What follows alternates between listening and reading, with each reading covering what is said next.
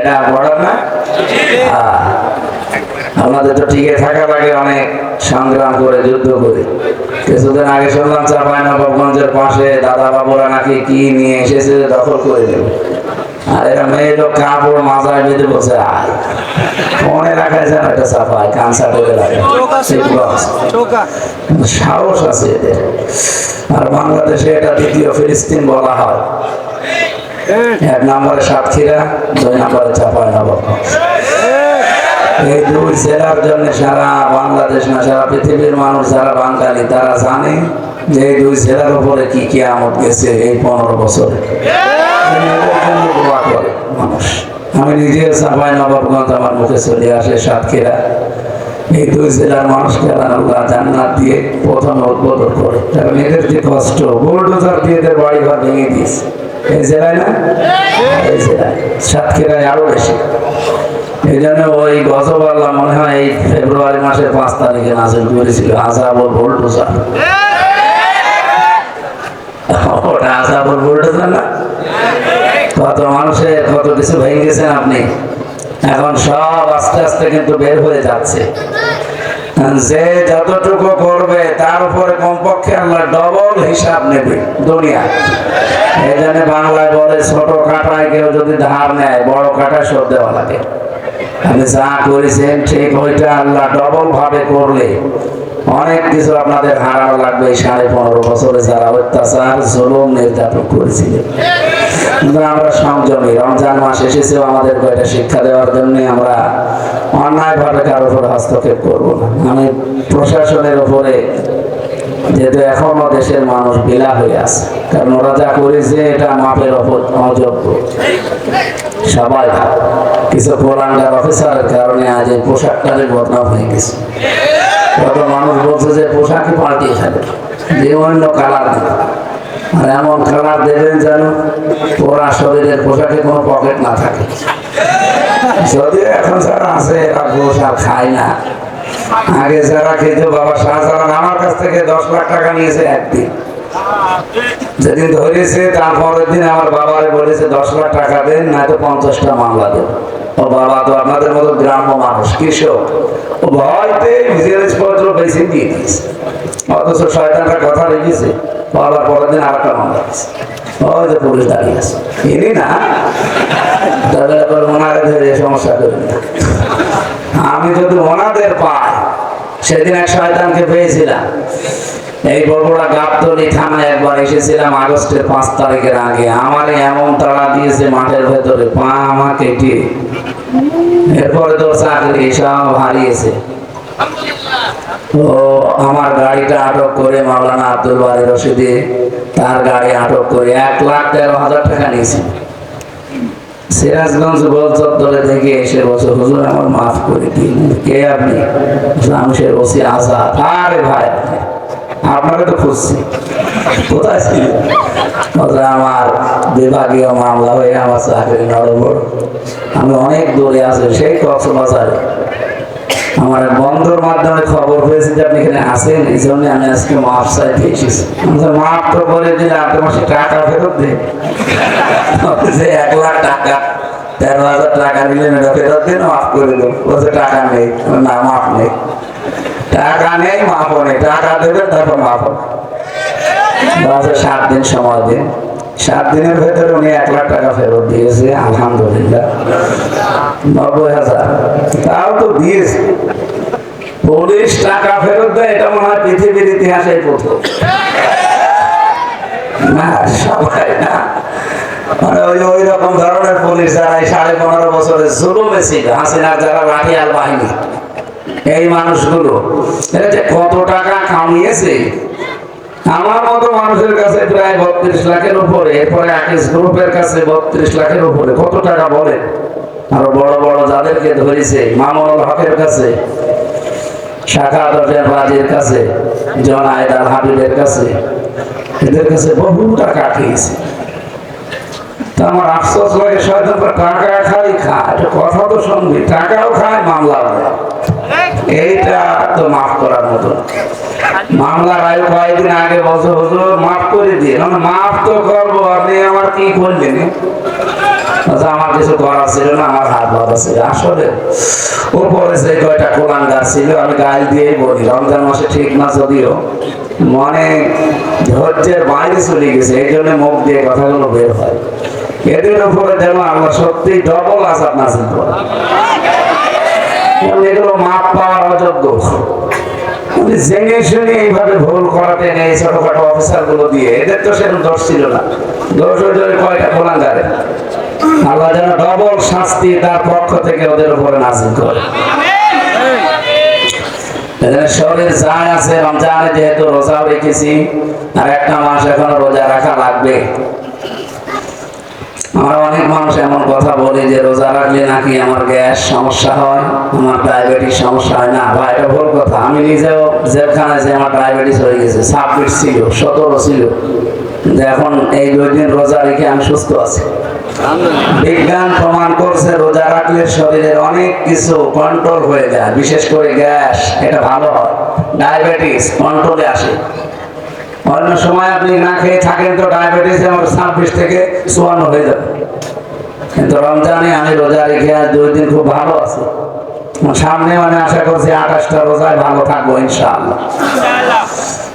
2017 সালে আপনারা জানেন জাপানের এক বিজ্ঞানী নোবেল পেয়েছে, নাম তার ইউশোনারি ওসামা। ছাত্রদের নাম উচ্চারণ করো মুখ বাঁকা হয়ে যায়, মানে এমন কঠিন নাম। এই লোকটা নোবেল পেয়েছে এই স্বাস্থ্যের উপরে গবেষণা করে। অটোফেসি নাম শুনেছেন কেউ? শিক্ষিত মানুষ নাম শুনবেন। অটোফেসি উনি আবিষ্কার করেছে। আমাদের শরীরে প্রায় 2 কোটি কোষ আছে, কোষ। এগুলো না থাকলে আপনি বাঁচবেন না, কিন্তু এর চাইতে যদি বৃদ্ধি হয় তখন আপনার 2টা রোগ দেখা দেবে, একটা ক্যান্সার আর একটা টিউমার। এই 2টাই তো ভালো নাকি? ভালো রোগ। হলে তো টেনশনে মানুষ মরে যাবে। আমি তামিলনাড়ুতে ছিলাম প্রায় 1 মাস 23 দিন ভারতে, জেলখানে যাওয়ার আগে। ওই সময় দেখেছিলাম এই কোষগুলো বৃদ্ধি হওয়ার কারণে এই লোকটার রক্তের ভেতরে 5 প্রকার ক্যান্সার হয়েছে। অবশ্য আমার কোটি টাকার উপরে খরচ হয়ে গেছে, কিন্তু ডাক্তার বলেছে আপনাকে 2-3 দিনের বেশি আর বাঁচবো না, কারণ ওই কোষগুলো এত বেশি হয়েছে যে আসল কোষ এখন দুর্বল। উনি প্রমাণ করছে যে শরীরের ভেতরে কমপক্ষে 2 কোটি কোষ আল্লাহ নিজের পক্ষ থেকে মানুষ বানানোর সময় ন্যাচারাল ভাবে এগুলো দিয়ে দিয়েছে। কিন্তু সব সময় যদি মানুষ 12 মাস খেতেই থাকে তখন ওই আশপাশে যা কোষ আরো বৃদ্ধি হয়, ওই বৃদ্ধি হওয়া কোষগুলো থেকে তখন ক্যান্সার হয় আর টিউমার হয়। ক্যান্সার কয় প্রকার বললাম? 5 প্রকার। রক্তের ভেতরে শুধু 5 প্রকার। আর টিউমার হয় 2 প্রকার, একটা ভেসে ওঠে শরীরে আর একটা ভেতরে থাকে। এটা আমার একটা ভেসে উঠেছে, এই যে এইটা। অনেকের হয়তো ভেতরে থাকে, চামড়ায় বোঝা যায় না, টিউমার হয়। এগুলো হওয়ার হচ্ছে কারণ এই কোষগুলো বৃদ্ধি হওয়া। উনি বলছে আমি এই কোষগুলো ধ্বংস করার জন্য আবিষ্কার করব। শেষে পেয়েছে 30 দিন যদি একাধারে কেউ 12 ঘন্টা 14 ঘন্টা দিনের বেলায় না খেয়ে থাকতে পারেন, তাহলে আল্লাহর দেওয়া আসল কোষ যেগুলো আছে 2 কোটি, ওর আশপাশে যে কোষগুলো বৃদ্ধি হয় ওইগুলো তখন ক্ষুধার যন্ত্রণায় খাওয়া আরম্ভ করে। নিজে 12 ঘন্টা 14 ঘন্টা আমরা না খেয়ে আসি, ওই কোষগুলো তো কিছু খাওয়া লাগবে, তখন ওই কোষ খাওয়া আরম্ভ করে। 30 দিনে পুরাটা একেবারে খেয়ে সাবার করে ফেলে, একটাও বাকি থাকে। চিন্তা করুন এই যে এই দৃশ্যটা কোথায় আছে পৃথিবীর কোন জায়গায় পাওয়া যায় দেখি। 4500 ধর্মীয় গ্রন্থ আছে দুনিয়ায়। কত? 4500। অধিকাংশ গুলো উনি তথ্য মিলিয়েছে যে না, কোনটাই তো আমার এই তথ্য মেলে না। শেষে কোরআনে কারিমের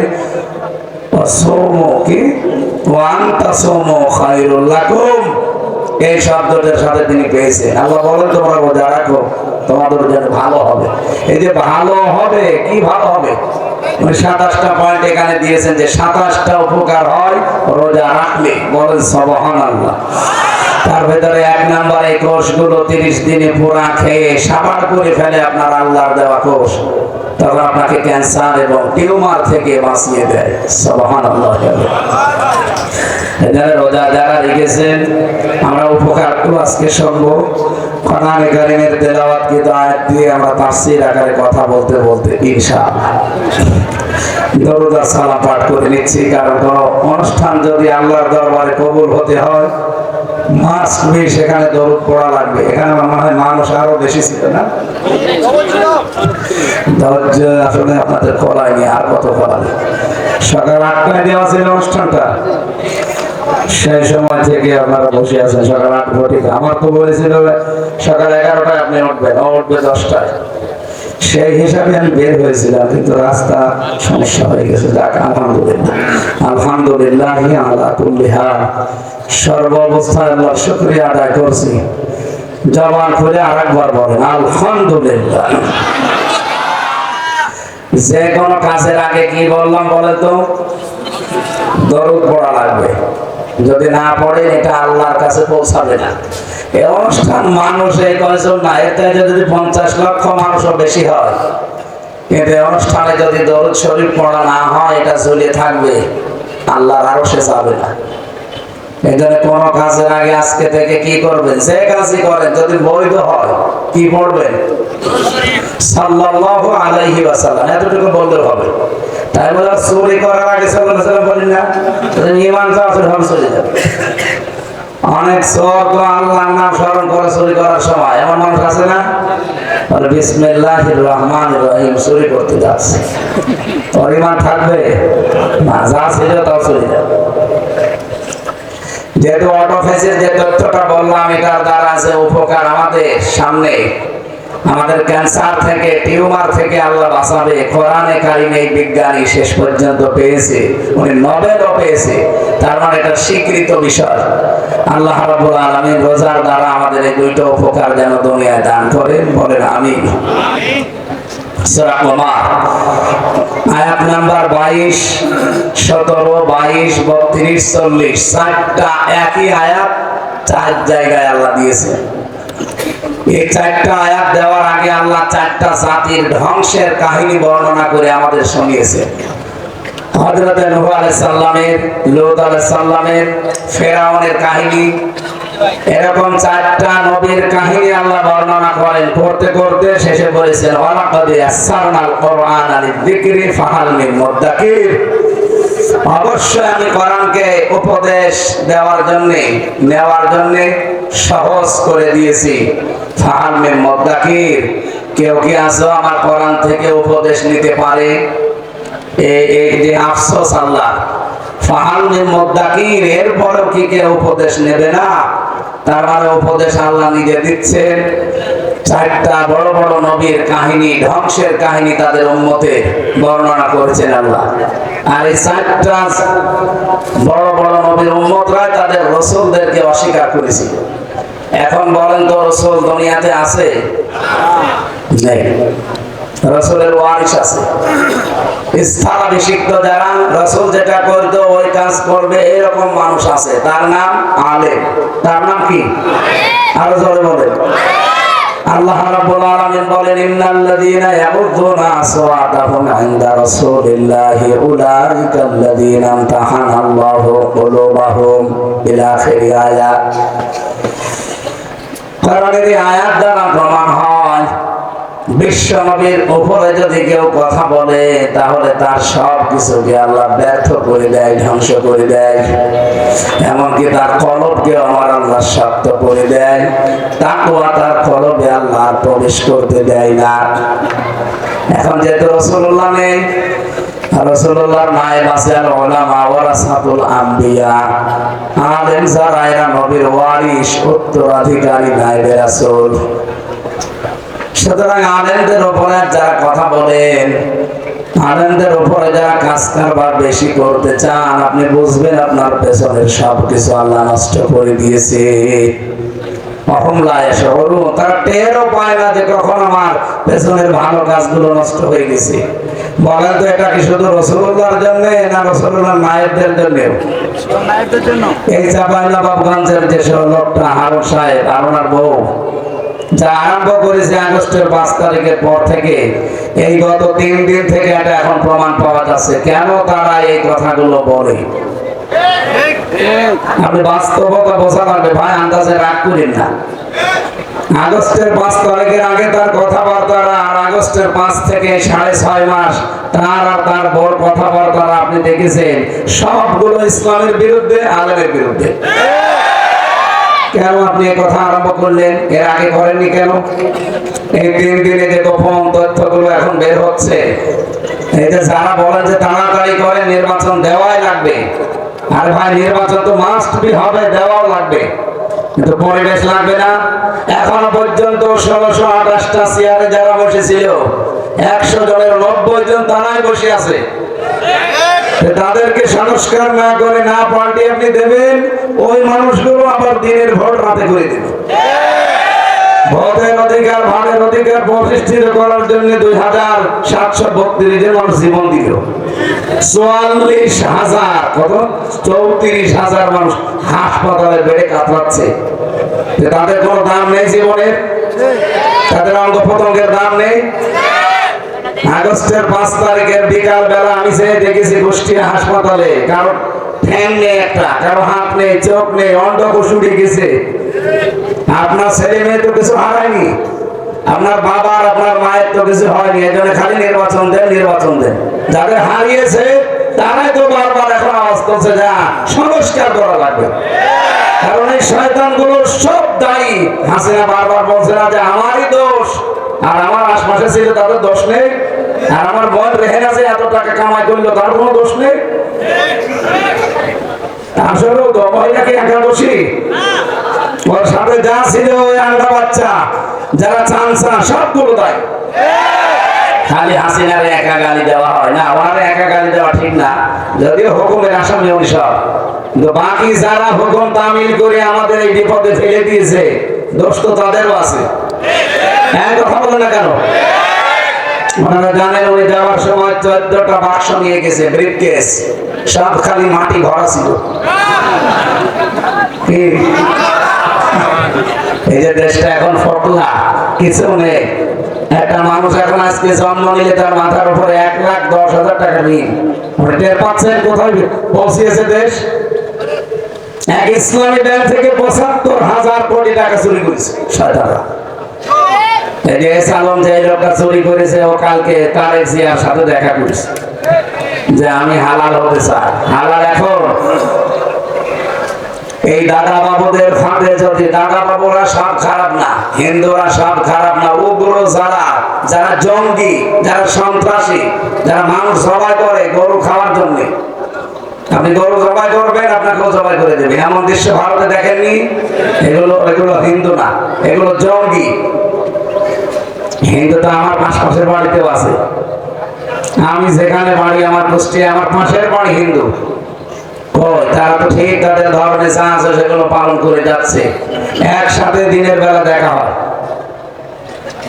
আমি এমন কি বলছি আমার খাতে তারা গরুর গোশত খেয়েছে চুরি করে, বছর বছর বলবেন।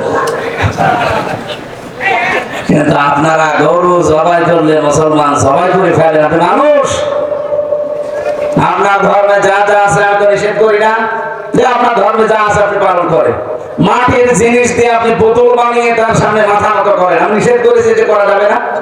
আপনার ধর্মে আপনি তাকে পালন করেন, আমার ধর্মে আছে গরু জবাই করা লাগবে, আপনি করতে দেবেন আমার?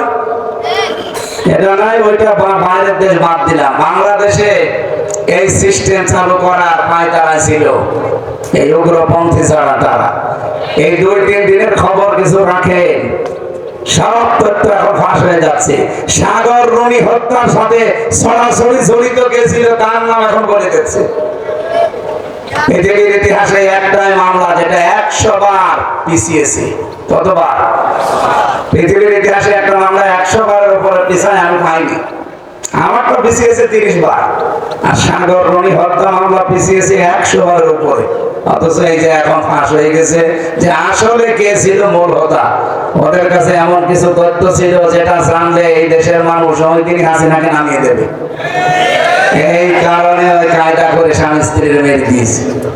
এরকম বহু মানুষকে ছাড়াই মুখ খুলতে চেষ্টা করেছে, তাদেরকে আল্লাহর কাছে পাঠিয়ে দিয়েছে। এই যে উগ্র জঙ্গি, এই সন্ত্রাসী, এই মানুষগুলো এখন বিভিন্ন মানুষের মাথার উপরে ভর করেছে। আমি নাম নিলাম না তাদের, আপনারা টের পাচ্ছেন, এটা যে রেকর্ড হচ্ছে সারা দুনিয়া যাচ্ছে। ওদের ফাঁদে পা দিয়ে কি হয় আপনি টের পাচ্ছেন না ভাই। আশপাশের রাষ্ট্রগুলোর দিকে তাকান তো, পাকিস্তানের সাথে সাপে নেউলের সম্পর্ক, কথা বলে না কেন? নেপালের সাথে ওদের সম্পর্ক ভালো না, মালদ্বীপের সাথে ভালো না, ভুটানের সাথে ভালো না, পাশে মায়ানমারের সাথে ভালো না, চীনের দিকে টানি, চীনের সাথেও ভালো না। আমাদের সাথে ভালো ছিল, কন্যা নেই সম্পর্ক। আর ডক্টর মোহাম্মদ ইউনূস সে যাই হোক, আপনারা অনেক কিছু উল্টাপাল্টা ধারণা করতে পারেন। উনি যদি ওই মুহূর্তে যদি দায়িত্বটা না নিত, এই দেশকে কন্ট্রোল করা কঠিন হয়ে যেত। আল্লাহ সব পরিকল্পনা করে উনি এই লোকটাকে এনে বসিয়েছে, ঠিক আছে, ভালোই করেছে। তাছাড়া টিকে থাকতে পারতাম না। বাইরের দেশের মডেল যারা আছে, পৃথিবী যারা কন্ট্রোল করে, এই মানুষগুলোকে এরা বোঝাতো যে এই দেশে জঙ্গি ভরে গেছে। এই যে এখন কতগুলো মানুষ মাথায় বসে আছে, এটা সবই তুলে ইন্টারনেটে দিয়ে দিত, বলতো এই দেখেন কত জঙ্গি। আর ট্রাম্প তো এমনি দাঁড়িয়ে টুপি দেখলে ভয় পায়, লাফিয়ে উঠে বলতো ওরে বাবা বাবা আবার নিয়ে আয় হাসিনাকে। এই মিথ্যা তথ্যটা দেওয়ার জন্য গিয়েছিল মোদি কয়েকদিন আগে। ট্রাম্পের কাছে বানিয়ে ছানিয়ে মিথ্যা বলবে যে বাংলাদেশে জঙ্গি ভরে গেছে, এ দেশ আর কন্ট্রোল করা সম্ভব না, আমার কথিত স্ত্রীকে আবার ওখানে পাঠায়। না মানে না, ট্রাম্প বলছে কিসের কি আপনার ব্যাপার, হাসিনার ব্যাপার, ওই নিয়ে আমার কাছে কোনো কথা বলবেন না। মোদি দেখছে যে আসলাম কোথায় গো, বাড়া ভাতে লবণ দিতেছে। আমরা স্পষ্ট বলতে চাচ্ছি, এদেশে কারো কর্তৃত্ব আর চলবে না। সে ভারত বলেন, পাকিস্তান বলেন, চীন বলেন, তুরস্ক বলেন না, আমরা চলবো আমাদের নিজেদের মতো। কথা বলেন না কেন? ৯৬% মুসলমান আমরা এখানে বাস করি। ৯৬% মুসলমান যা চাবে এই দেশে তাই হবে। কি কথা বলেন? অন্যান্য যারা আছেন ৪-৫%, আপনারা হিসাব করে দেখেছেন ইসলাম কত সেন্সিটিভ। অন্য ধর্মের দেবতাকেও গালি দেওয়া নিষেধ। সেই জায়গায় অন্য ধর্মের মূর্তি ভাঙা, তাদের বাড়ি ঘর ভাঙা জায়েজ হয় কি করে? সুতরাং এই দেশে যারা মূর্তি ভাঙে, যারা মন্দির ভাঙে, অন্য ধর্মের বাড়ি ঘরে যারা আগুন লাগায়, বিশ্বাস করেন এরা আসলে মুসলমান না। মুসলমানের নাম নিয়ে আমাদের বদনাম করতে চায়, কথা বলে ঠিক কিনা? এটা আমরা কারো ফাঁদে যেন পা না দিই, খুব সতর্ক থাকা লাগবে। আমি এই আগস্টের 5 তারিখের পর থেকে এই মার্চ মাসের 3 তারিখ চলছে আজকে, গতকালকে রিপোর্ট দেখেছেন আপনারা, এই 2 তারিখ, এই 7 মাসের ভেতরে কমপক্ষে 27টার উপরে ওরা চেষ্টা চালিয়েছে দেশটা যেন অস্থিতিশীল করা যায়, কিন্তু একটাও এদেশে হালে পানি নেয়নি। আর এগুলো সব করেছে দাদাদের কথা মতো। একটাও যেহেতু দেশের লোক সব ধৈর্য এবং সহ্য নিয়ে হ্যান্ডেলিং করেছে। গত কয়েকদিন আগে একটা শুরু করেছিল রাখাল রাহা নবীকে গালি দেওয়ার মাধ্যমে। আপনি কি মনে করছেন এই লোকটা গালি দিয়েছে ইচ্ছা মতো? না, ওকে গালি দেওয়ানো হয়েছে। চেয়েছিল যে একে দিয়ে গালি দেওয়াবো, বাংলাদেশের মুসলমানেরা আর সাই করুক, নবীর ব্যাপারে কিন্তু সব এক। এরা তখন এই রেগেছে, এর মারধর করবে, এটা বিশ্বের মিডিয়াকে দেখাবো, এই দেখেন অন্য ধর্মের মানুষের উপরে কি চলছে। কিন্তু আমরা হ্যান্ডেলিং করেছি খুব ধৈর্য এবং সহ্য নিয়ে। আমরা বলেছি হ্যাঁ তার বিচার চাই, কিন্তু আইনি প্রক্রিয়ায়। কথা বলে না কেন? আইন হাতে তুলে নিতে যাবেন না, কারণ মিডিয়াগুলো কিন্তু বিশ্বের মিডিয়া, সেগুলো খুব বেঁধে আছে। যেই দিন গেছে মোদি ট্রাম্পের কাছে, ওই দিন ঠিক ওই দিনই ডক্টর মোহাম্মদ ইউনূস আন্তর্জাতিক মিডিয়াগুলো সব নিয়ে গেছে আয়না ঘরে। দেখ, এই দেখেন, আপনি কি বলবেন, আমি কি দেখাচ্ছি দেখেন। বাংলাদেশের মিডিয়া তো না, সব আন্তর্জাতিক মিডিয়া নিয়ে গেছে এবং ওই দিন জাতিসংঘ রিপোর্ট পেশ করেছে। ট্রাম্প যে কিছু বলবে, আরে ভাই ও সাথে মাতাল হলো, তাহলে ঠিক আছে, তোর বিশ্ব নিয়ে চলা লাগবে না। আন্দাজে মতের কথা মতো একটা কিছু করে ফেললে বিশ্ব থেকে চাপ আসবে না। এই জন্য বলছে ওটা হাসিনার ব্যাপার আর আপনার ব্যাপার, ও নিয়ে আমার কাছে কথা বলবেন। আপনার সাথে আমি কথা বলি, আর এই দেখেন ডক্টর ইউনূস সব ফাঁস করে দিচ্ছে যে মহিলা আয়না ঘরের সাথে জড়িত, আর ওই মহিলাকে দিয়ে করিয়েছেন আপনি। আপনি আমার বন্ধু ঠিক আছে, কিন্তু কি করেছি সব তো আমি জানি। এই যে চাচা আপন পেরা বাসা এখন তাই সেই অবস্থায় আছে। আমাদের বাংলাদেশে যেমন বলেছিল যে আমরা আপনাকে আর চাই না, ভারতও এখন সারা ভারত থেকে আপনারা এই কয়েকদিন ধরে দেখতে পাচ্ছেন তারা বলছে যে না, আমরাও এরকম বাংলাদেশের মতো, মোদি হটাও। আমরা বলেছিলাম কি হাসিনা হটাও, ওরা এখন আরম্ভ করেছে মোদি হটাও। ওই দেশেও আমাদের মতো ছাত্র ছাত্রী নেই, দেখেন কি হয় কয়েকদিনের ভেতরে। যদি ওরা এরকম একজোট হয়ে যেতে পারে না, এ যেমন পালিয়েছে ওইটাও পালাবে। আর একবার সারা দুনিয়া থেকে পালিয়ে যায়, তারা যে 1000 বছরও ফিরে আসে না, তার প্রমাণ লক্ষণ সে 810 বছর আগে পালিয়েছে, আজও ফিরে আসেনি। আর আসার সম্ভাবনা আছে? তো কবে পটল তুলেছে? যারাই পালালো তারাই শেষ। আশরাফ ঘানি পালিয়েছে, বাশার আল আসাদ পালিয়েছে, এই যে শ্রীলঙ্কার উনি পালিয়েছে, কই রাজা পাকসে বাংলাদেশের ইনি পালিয়েছে। পৃথিবীর ইতিহাস থেকে তো আপনাকে শিক্ষা দেওয়া লাগবে, কারণ ইতিহাস অল হাসরি, আল্লাহ বলেন ইতিহাসের কসম আমি খেলা করার জন্য দেয়নি। মানুষ হয়তো অনেক কিছু ভুলে যেতে পারে, কিন্তু ইতিহাস ভুলে সব কোড করে সংরক্ষণ করে রেখে দেয় যে এখান থেকে কিছু নাও। এজন্য আমাদের উচিত হচ্ছে ইতিহাস থেকে শিক্ষা নিয়ে সাহস সঞ্চার করে সামনে এগিয়ে যাওয়া। আর আসবে না সালেমরা ইনশাআল্লাহ। যারা আশায় বুক বেঁধে আছেন যে আপা আবার আসবে আমাদের কোলে তুলে আবার খাওয়াবে, ও কোলই শেষ হয়ে গেছে। 275টা মামলা আপনি টের পাচ্ছেন? আমার 2টা ভাঙ্গাচোরা মামলা ছিল, তাই যদি 3 বছর যাওয়া লাগে, আর 275টা এক এক মামলায় যদি 1.5 বছর করে হয়, কত বছর হবে? কব্বরে চলে যাবে, এরপরে আবার উঠবে, আবার কব্বরে যাবে। আমার পাশের বিল্ডিং এ ছিল একজন, ওর নাম মুকিম গাজী। বললাম ভাই আপনি কয় বছর ছেলে আছে? 40 বছর। কত বছর জেল আপনার? 260 বছর। 260 বছর আপনার জেল, আপনি আমারও বের হবে। দোয়া করেন আমি যেন বাইরে যেতে পারি। কবে? আপনার বয়স কমপক্ষে এখন প্রায় 65 বছর, সে 25 বছর বয়সে আপনি ঢুকেছেন শুনলাম, এখন 40 বছর আছে।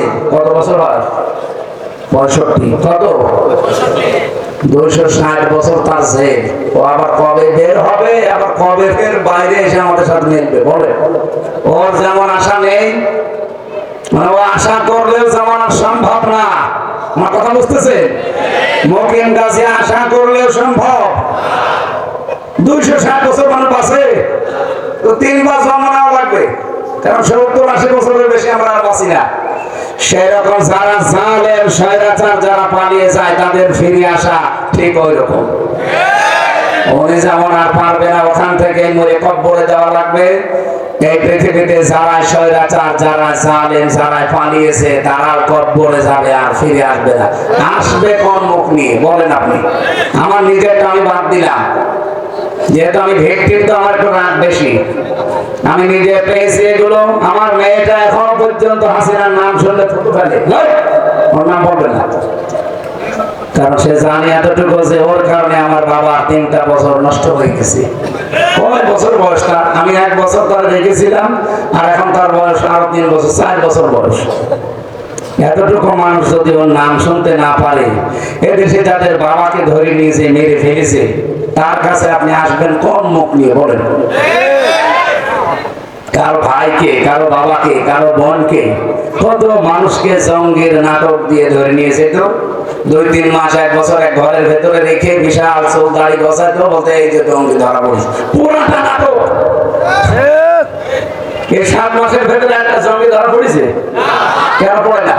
কারণ জঙ্গির নাটক ছেলে দেশের মহিলা তো মানিস, আর যাদেরকে দিয়ে করাবে এই আসাদুজ্জামান, মনিরুল, এরা এগুলো সাজাতো বিশ্বের আন্তর্জাতিক মিডিয়াকে দেখানোর জন্য। বিশ্বের মডেল যারা আছে, আমি রিমান্ডের স্কানে শুনেছি, তারা বলছে এই নাটক আর কতদিন। এই দেখেন কোরআন শরীফ আমার সামনে, আমি রোজা রেখেছি, মাথার উপর নিয়ে আমি বলতে পারি, এই কথা আমি নিজে শুনেছি ওদের মুখে। রিমান্ডে আমার নিয়ে ওরা নিজেরা বলা কাও করছিল যে এইভাবে আর কতদিন। তার মানে এগুলো সব সাজানো ওদের। আপনার বিশ্বাস হচ্ছে না? পুলিশকে জিজ্ঞাসা করেন, ওই যে বসে আছে পুলিশ, জিজ্ঞাসা করেন, সবগুলো নাটক ছিল। এই 7 মাসে একটা জঙ্গি ধরা পড়লো না কোন কারণে? হাসিনা থাকলে এই 7 মাসে আমার মনে হয় 1000 আলেম জেলে থাকতো। পোড়াটা বানিয়ে বানিয়ে যাদের জীবন নষ্ট করেছে, আপনি তাদের কাছে কোন মুখ নিয়ে যাবেন বলেন? আপনি যে ফিরে আসবেন চট করে, কিভাবে আসবেন? বলেন আমি আসতেছি, আশেপাশে আসি, চট করে ঢেকে পড়বো চাঁপাইনবাবগঞ্জের এই কানসাটের বর্ডার দিয়ে। আপনি আসেন, আমার সামনে তো দাঁড়াবেন, আমার মেয়ের সামনে দাঁড়াবেন, এই লোকের সামনে দাঁড়াবেন। হয় এর ভাই গুম হয়েছে, না আমার বাবা গুম হয়েছে। 2700-র উপরে মানুষের আয়না ঘরে ছিল, আপনি টের পাচ্ছেন? মানবতা কোথায় নিয়েছিল? এখনো পর্যন্ত দেখি অনেকে জালেমের সাফাই গায়। এ কি মানুষ না জানোয়ার? কালকে পলক সাহেব একটা কথা বলেছে, আপনি দেখেছেন। পলক ওই যে মন্ত্রী ছিল, বলছে সবাইকে অন্তত বাংলাদেশে জেলে দেওয়া দরকার। তার মানে টের পাচ্ছে যে জেলে গেলে কি হয়। আমরা যেমন টের পেয়েছি না, বাংলাদেশের যে জেলখানা, এখানে অপরাধ মুক্ত হওয়ার জন্য পর্যাপ্ত ব্যবস্থা নেই। কোরআন এবং হাদিসে নবীজি যে সিস্টেম করেছিলেন ওইটা বাংলাদেশে কায়েম করা দরকার। তাহলে জেলখানা হবে, ওখানে লেখা আছে এটা সংশোধনাগার, না সংশোধনের পরিবর্তে আরো মানুষ খারাপ হয়। আমি নিজে দেখেছি ভেতরে যে অনেকে গাঁজার গাছ লাগিয়েছে। জেলার একদিন এসে বলছে তুই গাঁজার গাছ, তুই বীজ পেলি কোথায়? বলছে স্যার আমি কোর্টে হাজিরা দিতে গিয়েছিলাম, আমারও তো বিভিন্ন লোক আছে বাইরে, তারা ওই গাঁজার পোটলা দিয়েছিল, ওইটা আমি এই মুখের ভেতরে নিয়েছিলাম। এখানে নিয়ে মেশিনে আসার সময় স্ক্যানে আর ধরা পড়েনি, চলে এসেছি। এসে এই যে বোতলের মুখ কেটে ওর উপরে মাটি দিয়ে টব বানিয়েছি, ওর উপরে গাঁজার বীজগুলো আজ 2 মাস আগে লাগিয়েছি। দেখেন কত বড় বীজ। জেলা তো হিন্দু তো দেবদুলাল, শয়তান তুই গাঁজা খাওয়ার কারণে পুলিশ করে ধরে দিল আমার কাছে জেলে, ধরে আমি রাখলাম জেলের কন্টেন্ট সেলের ভেতরে, তুই এর ভেতরেও গাঁজার গাছ লাগালি, তোরে আমি তো স্বর্গে দেওয়া লাগবে। বাংলাদেশের এই জেলখানাগুলো মানুষ সংশোধনের জন্য পর্যাপ্ত ব্যবস্থা নেই। যদি এই সিস্টেম গুলো চালু থাকতো, ওই ব্রিটিশের নিয়মই চলে। যদি এই নিয়ম করতো যে যারা অপরাধী, যাদেরকে সত্যি অপরাধ প্রমাণ হয়, 8 বছর 10 বছর জেল মনে করে। কিন্তু বাংলাদেশে এখন নিয়মটা কি যে বানিয়েছে, কারা এই যে দায়িত্বগুলোতে আছে, এগুলো ইসলামপন্থী মানুষগুলো ওখানে যাওয়া দরকার। 30 বছর জেল দেয়। আরে ভাই 30 বছর জেল দিলে তার কিছু থাকে? তাই একটা অপরাধ সে করেছে, তার তো সংশোধনের সময় দেবে। 30 বছর যদি জেল খাবে, আর কমপক্ষে 25-30 বছর জেলে যায়, 60 বছর শেষ, সে বের হয়ে আর কি করবে? ওই শাহজাহান মতো এসে বিয়ে করবে, বই করতে হবে। শাহজাহান মরে জানি মরে গেছে, আমার সাথে ছিল। যেই দিন জেলে গেলাম ওই দিন ওর সাথে দেখা। আমার এসে বলছে হুজুর আমি জল্লাদ শাহজাহান, জল্লাদ শাহজাহান।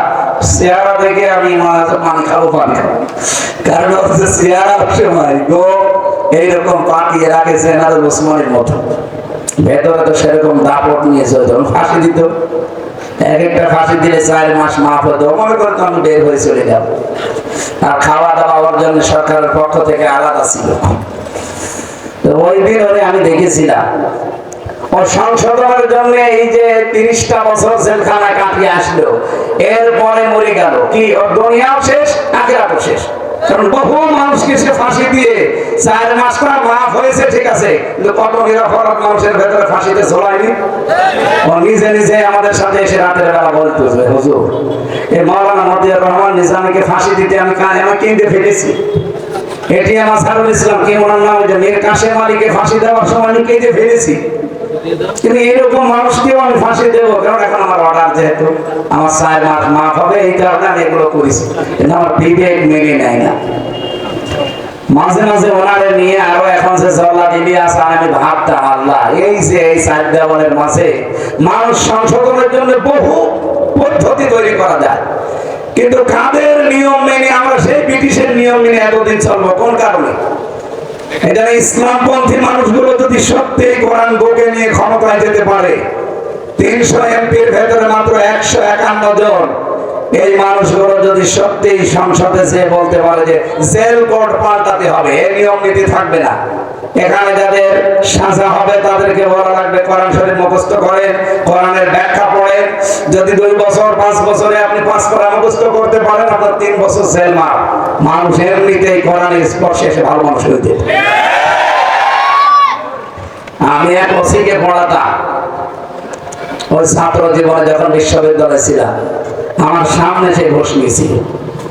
পড়াতে পড়াতে একবার ঘোষের আয়াত যখন এসেছে, লা তাকুলু আমওয়ালাকুম বাইনাকুম বিল বাতিল, ওই দিন এসেছে 10 লক্ষ টাকার বান্ডি। আমার বলছে, হুজুর নেব মানে আপনারা পড়ালাম কি, আর আজকে সে ঘোষের আয়াত করেছে। এটা ঘোষ না, এরকম জিনিস আমি খাই, এর আগেও খেয়েছি, এটা হাদিয়া। হাদিয়া মানে সরকার আপনারা হাদিয়া দেয় না। ওর সময় দেখলাম গরম দিল, আরে বেটা আমি কোরআন শরীফ পড়ছি, আর এর ফাঁকে তুমি এই জিনিস নিয়ে আসলে, গরম দিয়ে তাড়িয়ে দিল। পরে নিয়েছে কেন জানি না। তো এরকম হাদিয়া ওনার কাছে যদি মাসে 5টা আসে, তোমার বেতন নেওয়ার আগে বেতন কয় টাকা? নাই 50-60 হাজার টাকা। এরকম 5টা হাদিয়া আসবে 50 লাখ, 5টা আসলে মাসে। পরবর্তীতে আমি যে কয়দিন ছিলাম, ওনারে কোরআন শরীফ বসিয়ে পড়িয়ে অর্থ ব্যাখ্যা যেভাবে পারতাম, আমার বলতো আমি প্রতিটি শব্দের অর্থ বুঝে বুঝে পড়তে চাই আপনার মতো। আমার মতো পড়তে হলে আপনি গ্রামার জানা লাগবে, তাই পড়বো। এভাবে চেষ্টা করে করে সর্বশেষ যখন দেখলাম না অনেক পরিবর্তন হয়েছিল লোকটা, ওনার সামনাসামনি অন্তত হাসিনার আমল চলছিল, তারপরও সরাসরি অন্যায় আমি করতে দেখিনি, গোপনে করেছি, সেটা আল্লাহ দেখবে। এই জন্য কোরআনের কাছে সংস্পর্শে যদি সত্যি আসতাম আমরা সবাই, জেলখানার কথা বলছি কারণ আমি ছিলাম, এই জন্য সব জায়গাগুলো যদি এইটার কাছে নিয়ে যাওয়া যায়, আল্লাহ পাক বলেন ওয়ালাকাদ ইয়াসসারনাল কুরআনা লিযিকরি, এই জিকিরটা আমি দুনিয়ায় দিয়েছি মানুষের জীবন সহজ করার জন্য, পরিচ্ছন্ন করার জন্য, পরিষ্কার করার জন্য। ফাহাল মিন মুদ্দাকির, এর বড় কি এখান থেকে কেউ শিক্ষা নিতে পারো না? আফসোস করছে কে?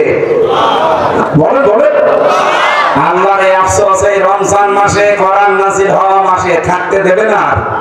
এখন থেকে দিলে সিদ্ধান্ত নিয়ে বাড়ি যাবেন যে আজকে থেকে যারা কোরআন পড়তে পারেন না, কোরআন বোঝেন না, এই 1 মাসের ভেতরে এমন সিদ্ধান্ত নেব, নারী পুরুষ যাই হয়, অন্য যা কাজ করি 10-15 মিনিট প্রতিদিন এর পেছনে আমি সময় দেব। 15টা মিনিট দেওয়া যাবে না। আর এখানে আপনারা একটা মাদ্রাসা বানিয়েছেন, এই এলাকার লোকের জন্য একটা নিয়ামত। এখানে যদি দিনের বেলা, রাতের বেলা, মাগরিবের পরে ছোট ছোট বাচ্চাদের পড়ায়, বয়স্ক মানুষেরা এসার পরে আধা ঘন্টা সময় দেবে। তারাবি যদি 9:30টায় শেষ হয়ে যায়, 9:30 থেকে 10টা, আধা ঘন্টা কোরআন শরীফ পড়ে এই মহাতামিম যে আছে কাবিরুল নাকি, ওনার আরো যারা শিক্ষক শিক্ষিকা আছে আশপাশে 1-2-3 কিলোমিটার থেকে এসে পড়বে। যেভাবেই হোক শিখে মরা লাগবে। আপনি যদি শিখতে নাও পারেন, শুধু চেষ্টা চালিয়ে যান, তাও আপনি তালেবে এলেন। আর তালেবে এলেন মরে গেলে কোনো হিসাব নেই, বিনা হিসাবে জান্নাত। তালেবে এলেন শুধুমাত্র 8 বছর 10 বছর শিশু বাচ্চারা না, এর মুরব্বিও তালেবে এলেন। কি কথা বুঝতেছেন? এই জন্য আল্লাহ যেহেতু আফসোস করেছে, ফাহাল মিন মুদ্দাকির, এখান থেকে শিক্ষা নেওয়ার মতো কি কেউ নেই? আল্লাহর আফসোস যেন আমরা সামনে থাকতে না দেই। এই রমজানে গুরুত্বপূর্ণ সিদ্ধান্ত নিয়ে আজকে বাড়ি যাবেন, এখন থেকে আলিফ বা শুরু করবেন। কি কথা বুঝতেছেন? পড়তে পারেন না, কোরআন শরীফ কারা শুদ্ধ করে হাত তোলা তো। পড়তে পারেন না শুদ্ধ করে, আপনার লজ্জা লাগছে না হাত তুলছে? হাত নামান। আপনি আর হিন্দু তো সমান। আরে আপনার আগা কাটা আছে আর আগা কাটা নেই, এই পার্থক্য।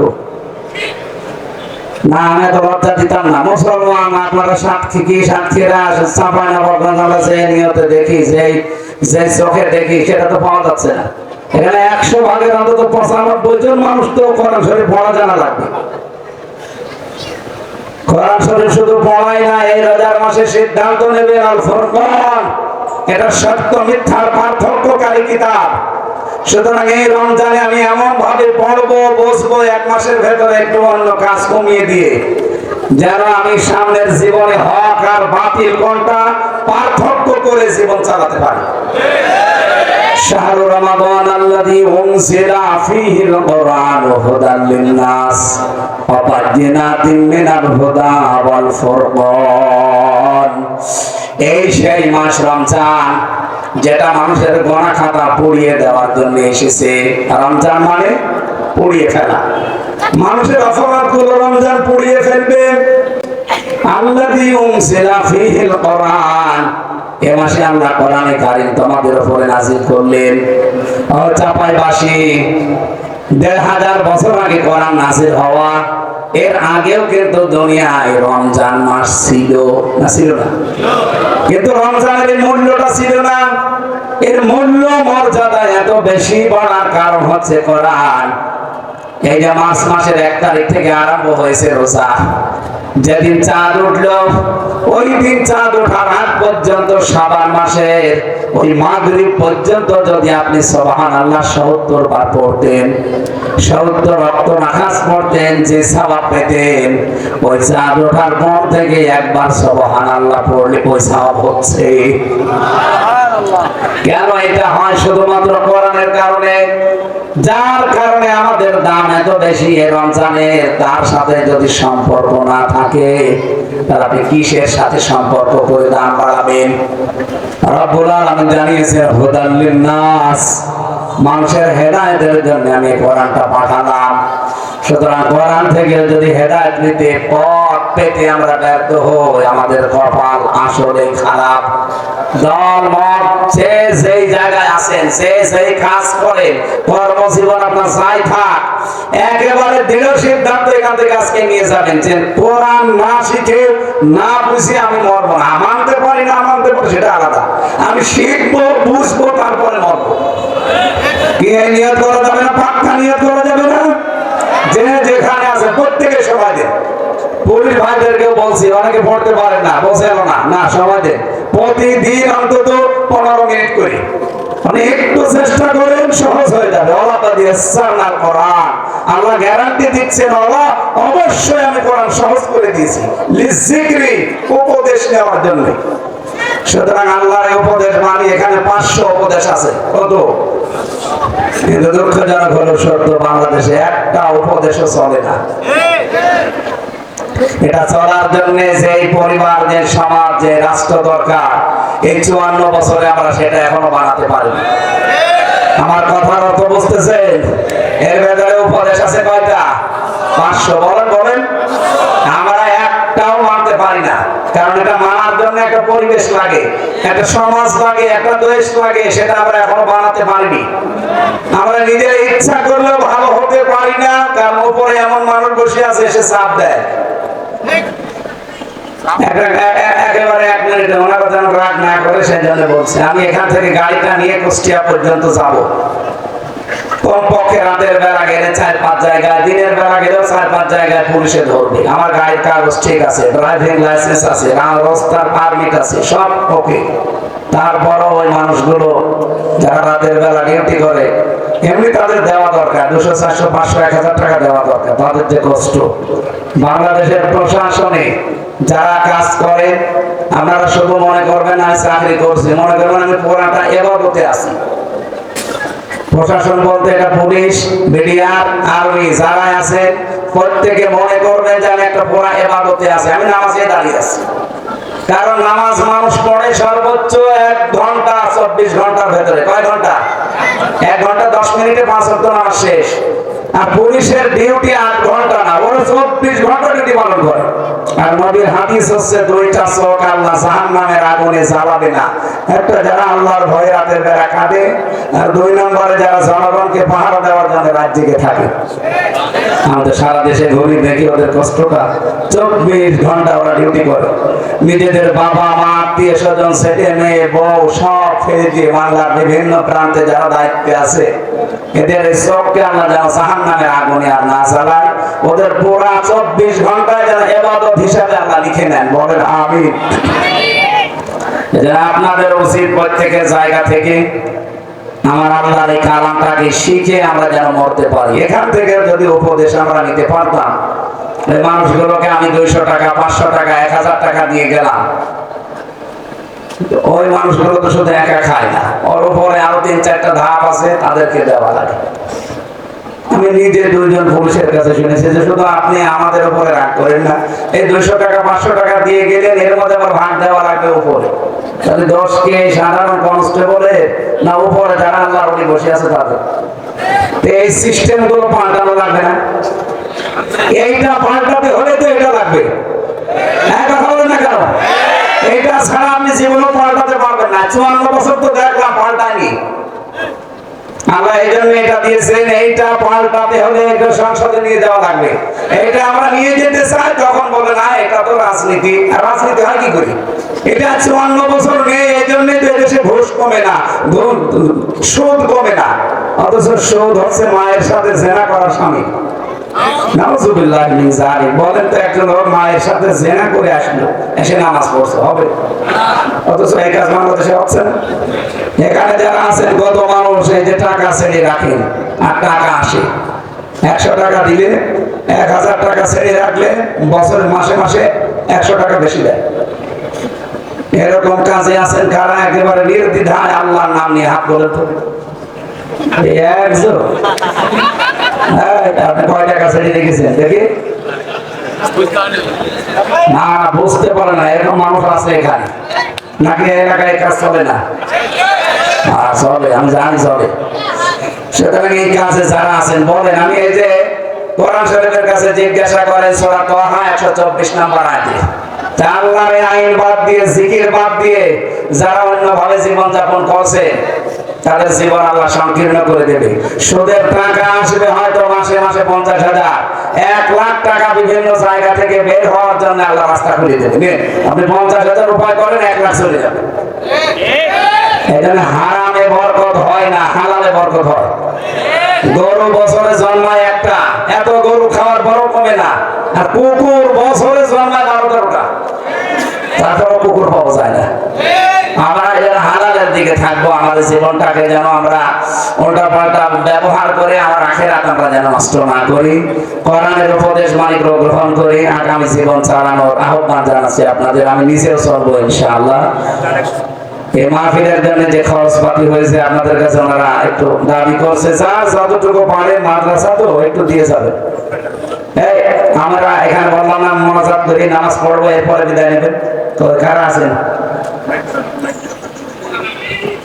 কি লোকজন নেই? আরে ভাই এত দেরি করতে হবে? কি করেন কি? ঝটফট করে লাগবে।